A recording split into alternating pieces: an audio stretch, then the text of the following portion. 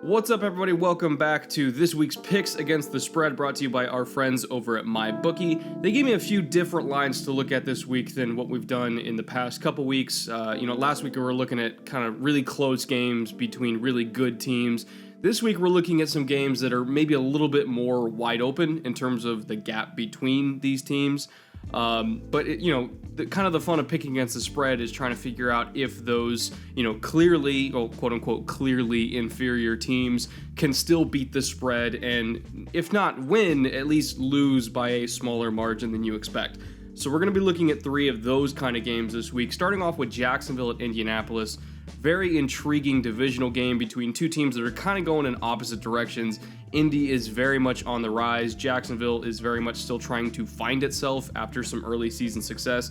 They will be getting Leonard Fournette back this week, barring some sort of setback in the next 2 days of practice.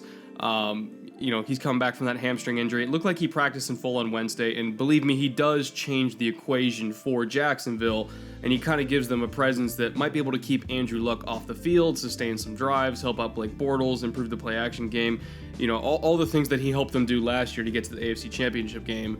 However, I don't necessarily have as much confidence in the passing game for Jacksonville as maybe I did last year. Not that I had a ton of confidence in it, but you could at least rely on Blake Bortles to help off the play action game. When they roll him out, get him in space, kind of throwing those, those levels concepts off bootlegs and all that kind of stuff. As long as you kept the run game strong, you felt like Blake Bortles could do enough to keep them in the game. This year, it feels a little bit different. He's not that he's ever been a great quarterback, but he's not even playing average to me. It's been very, very rough to watch offensively. And I know he doesn't have a lot of great receiving talent. I know his offensive line is banged up, but, I'm not really putting this as Andrew Luck versus Blake Bortles. I'm really putting this as Andrew Luck versus Leonard Fournette, because if Leonard Fournette does not carry this offense, Blake Bortles is not capable of doing it for him. So that's kind of how I'm looking at the structure of this game. And also, when you look at the Colts, their offensive line is very much improved from what it was earlier in the year when they were kind of taking and sustaining more losses. I don't think he's been sacked in 3 games. They're coming off 2 back-to-back weeks of 100-yard rushers out of Marlon Mack. So the offensive line is kind of finally rounding into the form that we expected from them before the season. They've put a lot of draft capital into it. It's very talented. It's healthy now that Costanzo is back and healthy. He's been playing the last few games.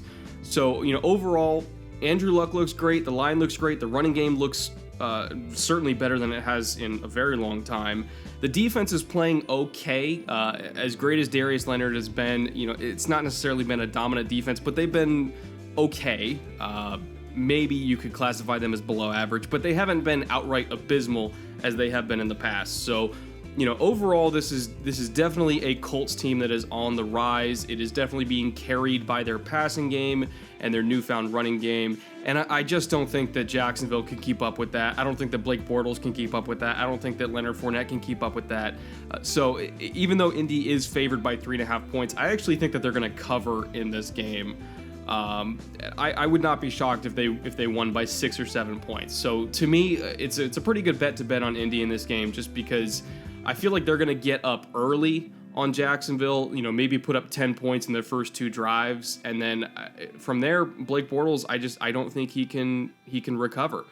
So to me, my money's on Indy. And then let's move on to the next one, also an AFC South game, New England at Tennessee. New England's favored by 7 right now. Even though they've been a little bit banged up, people were concerned about Josh Gordon's hand and Gronk's back, and Trent Brown was sick this week in practice. But overall, I do expect everybody to play this weekend. And as long as everybody's playing for New England, I can't see any way that they don't cover, even though they're the road team. The Titans defense, which is probably the strength of the team right now, and that's really the only thing that might be giving them a chance to win.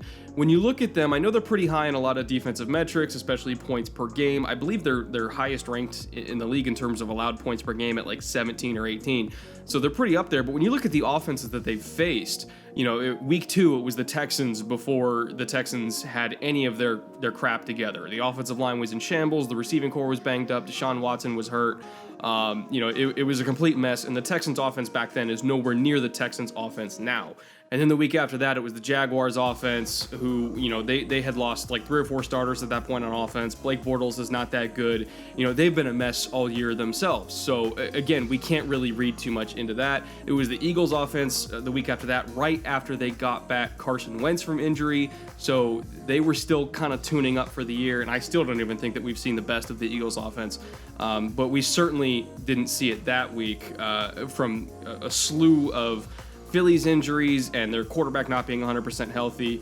The week after that was the Bills offense, which kind of speaks for itself. They've been a disaster all year. And then it was the Ravens offense after that. They've been super inconsistent, and they really only mounted like 3 good drives the whole week or that whole game. So again, I can't really use the Ravens as a good measuring stick. And then it was the Chargers the week after that. The Chargers are probably the best offense they've faced all year, at least in terms of the best offense that was operating at the highest efficiency at the time that they played them. And they allowed 20 points, which is kind of that's probably their best overall defensive performance against a good offense. And they still allowed 20 points, and it was in London, and London games tend to be kind of screwy anyway. So, while that was impressive, the Chargers to me are nothing like the Patriots with a full week to prepare and not having to deal with a London trip at the same time. It's not even the same universe in terms of what they're about to get thrown at them. And then the week after that, the game we just saw, they were playing against the Cowboys, and I've made my issues with Dak Prescott and the whole Cowboys offense already known. So again, other than that one Chargers game in London, and maybe Miami in week 1, but the game was broken up like 3 times due to storms. It was like a 7-hour game, so you can't really make much of that either. So really, looking at the whole body of work, the Chargers game is probably their most impressive defensive performance, and it was still a 20-point game that they allowed. And so do you have confidence that in a best case scenario, the Titans offense can score 20 points and maybe go head-to-head with Tom Brady in a fourth quarter? I personally do not. I feel like with all the weapons the Patriots have, with all of their schematic advantages, and there's nobody on the Titans defense that can cover Josh Gordon. I don't think they have anybody that can cover Gronkowski. When they put Cordero Patterson and James White in the backfield, they don't have any linebackers that can cover them. This is like a worst case scenario to me offensively for the Titans to face. Their only advantage is that it's at home, but it's not like Tennessee has a great home field advantage anyway. They're not known for absolutely crushing people in their home stadium like, say, the Panthers do, or Seattle or any of those teams like that. As good of a thing it is that they're playing at home, it's not like I'm scared of going to Nashville. So overall, to me, this just reeks of the Patriots covering a full touchdown spread. I would put money on this today, and in fact, I'm going to put $20-$30 on this because I feel very confident in it. Is it possible it can blow up in my face if maybe they bust out the Wildcat like they did against the Texans, or they get a fake punt for a touchdown like they did against Houston, or something crazy happens with a long Mariota run? Yes, of course, anything can happen in the NFL. But I believe in the Patriots of all teams to kind of avoid the typical Tennessee game plan of dragging other teams down into the mud with them and kind of forcing them to fight for their lives. That's not going to work against New England. You're not going to force New England into playing a really, I don't want to say dirty game in terms of cheap shots, but dirty game just in terms of, scratch, claw, fight your way to win. They're not going to be able to do that against New England. New England doesn't play those really rough and tumble kind of games. They execute with brutal efficiency. They don't allow themselves to be baited into making those mistakes. They don't get taken advantage of by those trick plays.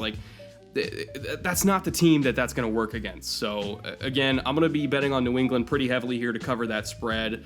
I would expect it to be somewhere like a 30-20 game. Not that New England's defense is great, so I still do think they can give up 20 points, but I certainly don't think that they're going to be holding New England to 20 points. So, again, put me down for New England in that one. So that'll bring me to our final game of the week, which is Miami at Green Bay, and it's a huge line at -10.5 in favor of Green Bay, which is one of the biggest of the week. I know the Chargers are also 10.5 point favorites over the Raiders. The Chiefs are 17 or 18 over the Cardinals. The Rams are -10 against the Seahawks.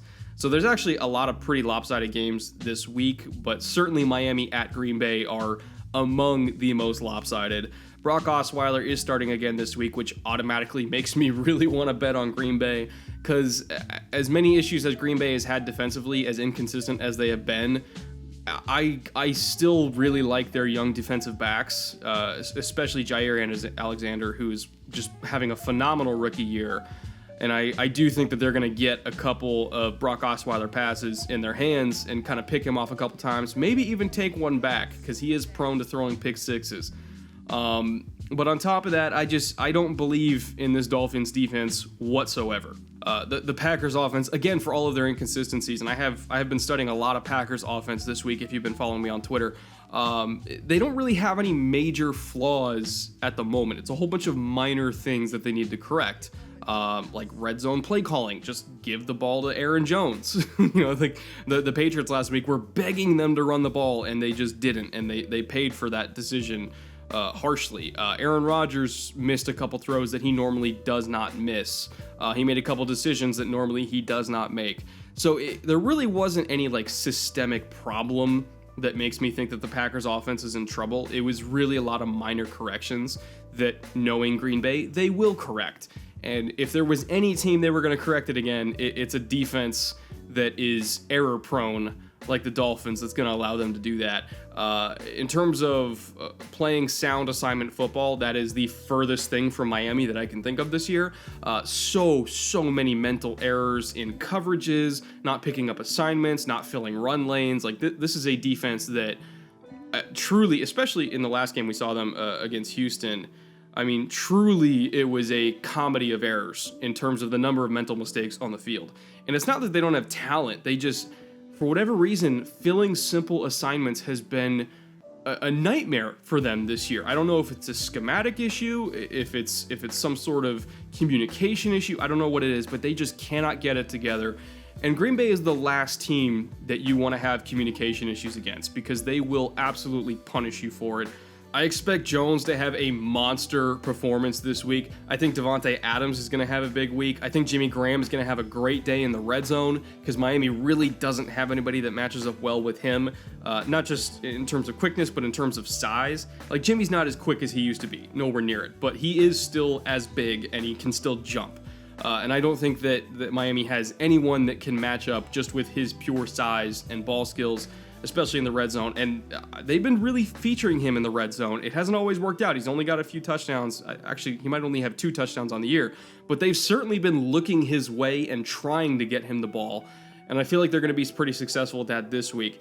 So overall, just kind of looking at the Miami defense, looking at the Green Bay offense, I feel like this is going to be an offensive bonanza for Green Bay. I feel like it's going to be a get-right game for them, and they're going to kind of go back to proving why they are a threat to every other team in the NFC. Regardless of what their record is, they are always going to be a threat because of this offense once they fix all of those minor mistakes that they've been making the past 2 weeks. So when you look at the equation of a pissed-off Aaron Rodgers, a whole bunch of Packer weapons that Miami really does not match up well against, and Brock Osweiler trying to keep pace on the other side, and all of the crazy mistakes that always come from him when he's forced into passing situations, yeah, I feel pretty good about minus 10.5 for Green Bay. I know some would consider that a generous line, but to me that is perfectly acceptable. I personally think that the Packers are going to win by at least 12, potentially even more than that. Like this screams blowout to me. This screams of a team trying to take out all of its anger on an inferior opponent. Again, I know anything is possible in the NFL, but if there was one game this week that I would expect a true blowout from start to finish, it would be this one. Absolutely.